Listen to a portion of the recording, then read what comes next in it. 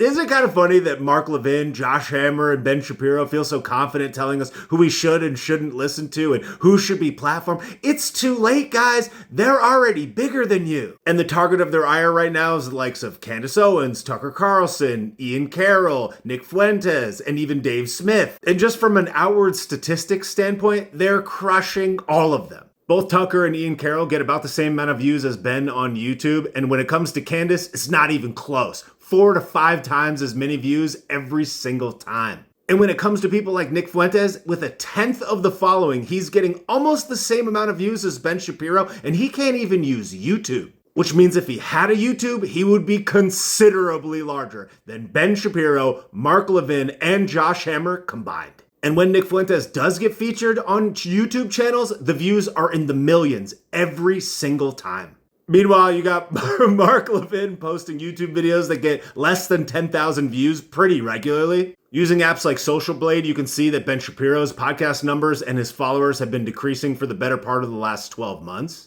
Then clearly nobody cares what Josh Hammer has to say. He's posting videos in the official Newsweek YouTube channel, which has millions of subscribers, which isn't even just him. And even those have less than 20,000 views. It's too late, guys. The public has spoken. If you really actually thought that your ideas were better than any of them, you'd just debate them. It's that simple. And until you do, which you won't, nobody cares what you have to say about whether or not we should listen to them. It only makes us want to listen to them more. And what's actually so funny about it all is that Ben Shapiro, for example, has millions upon millions of ad dollars that essentially astroturfed his exposure for the last 5 years. There's videos and clips of Ben Shapiro years back saying that they spend somewhere like $100,000 a month on ads. So yeah, if you spend hundreds of thousands of dollars a month on advertising to push people to your channel, you're gonna get a ton of views. And you're certainly gonna get a ton of subscribers, especially in the early days where it seemed like every single day, the only thing Ben Shapiro talked about was America. And now it seems like every single podcast that he makes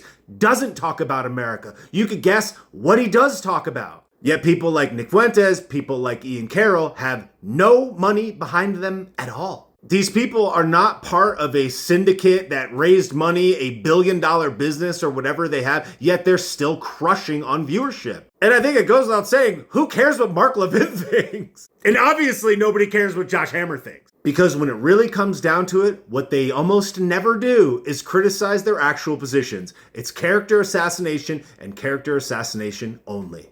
And just in case you haven't figured that out from the viewership, that doesn't work. Too late, guys.